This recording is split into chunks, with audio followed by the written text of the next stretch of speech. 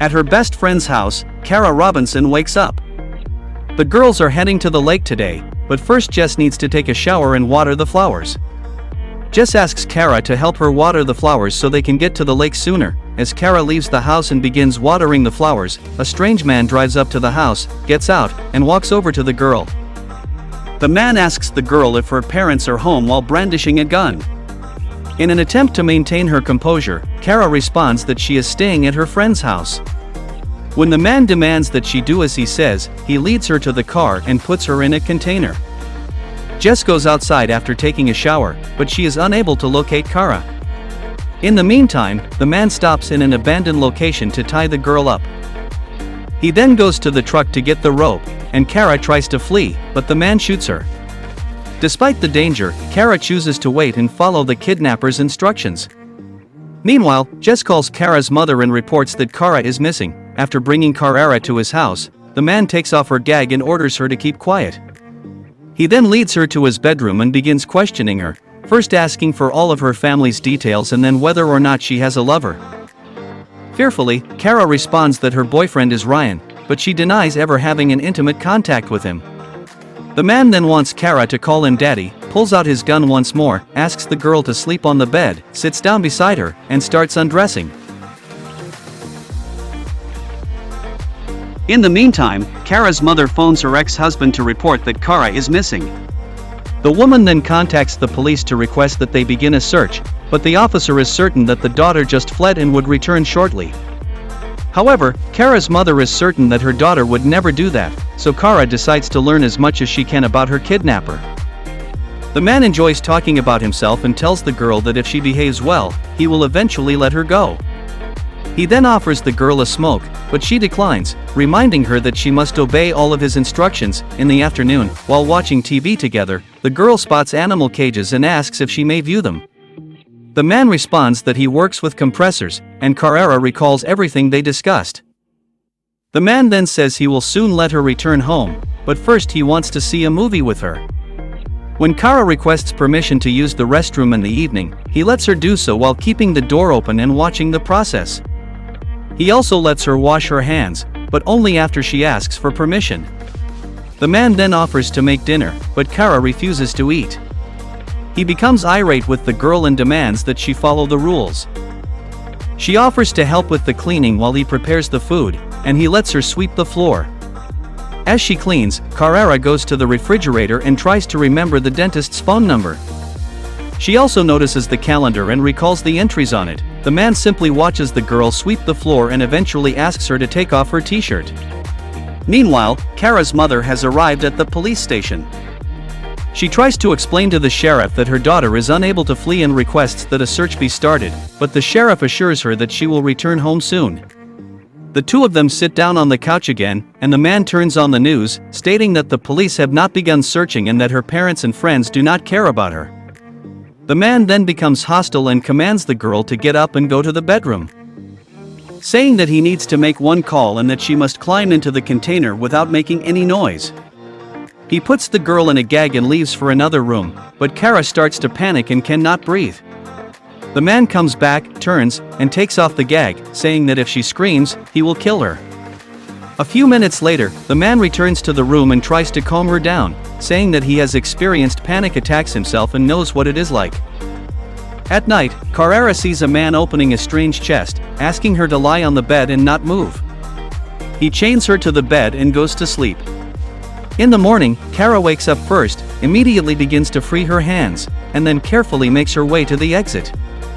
She opens the door and rushes out onto the street when she spots a passing car.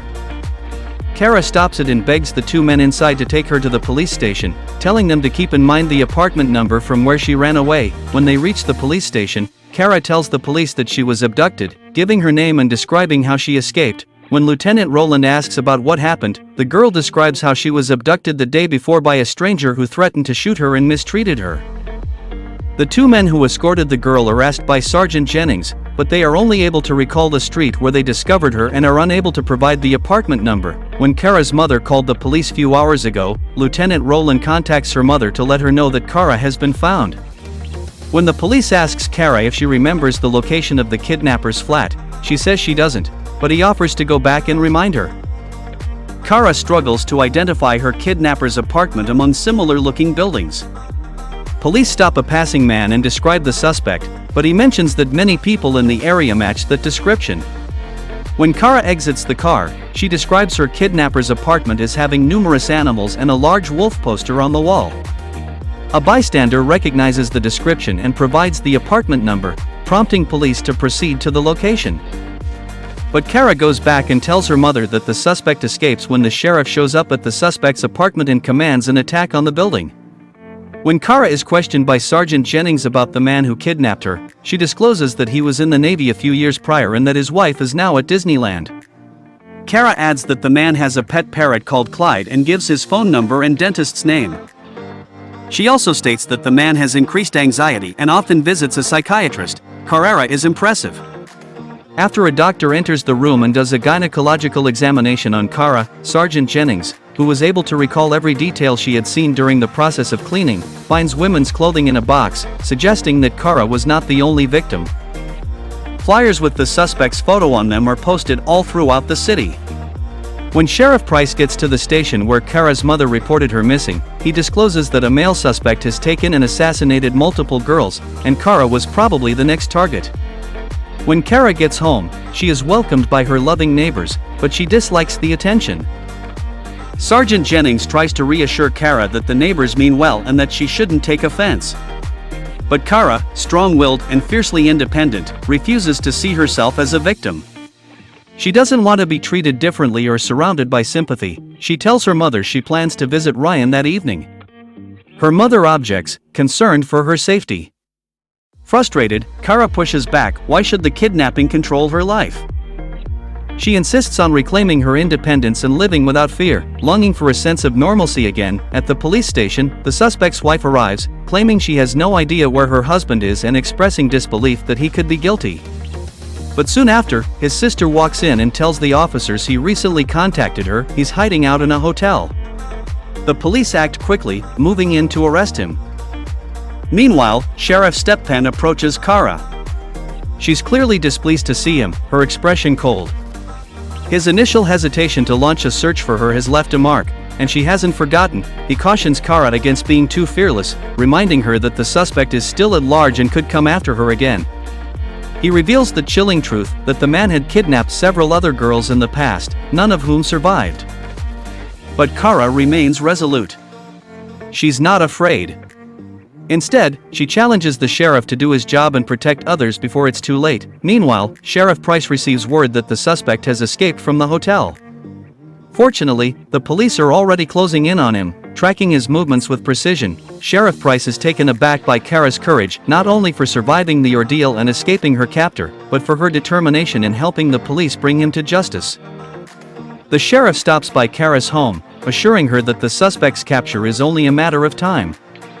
He commends her bravery, telling her she shouldn't see herself as a victim, but as a hero. After their conversation, Cara decides to attend her boyfriend's baseball game to show her support. Her mother, still shaken and protective, hesitates to let her go. But Cara stands firm. She refuses to let fear dictate her life or let the kidnapper steal anything more from her. With quiet determination, she leaves the house and heads to the game, ready to reclaim her sense of normalcy. As the police track down the suspect, a chase starts. When the police catch him on the street, he sadly pulls out a revolver and kills himself in the head. Cara gets home, but her mother chooses not to tell her about what happened. Cara gets very upset the following morning, and when her mother finally brings it up, the sheriff shows up and apologizes for the delayed information. As a result, Cara no longer feels the need to testify in court, which eases her mother's anxiety. The sheriff also praises Cara's strength and expresses interest in hiring her to join the police force. Here, our movie's story comes to an end. It's all about courage and will, Cara's will to live freely and fight for freedom. For more movie recaps, don't forget to like and subscribe.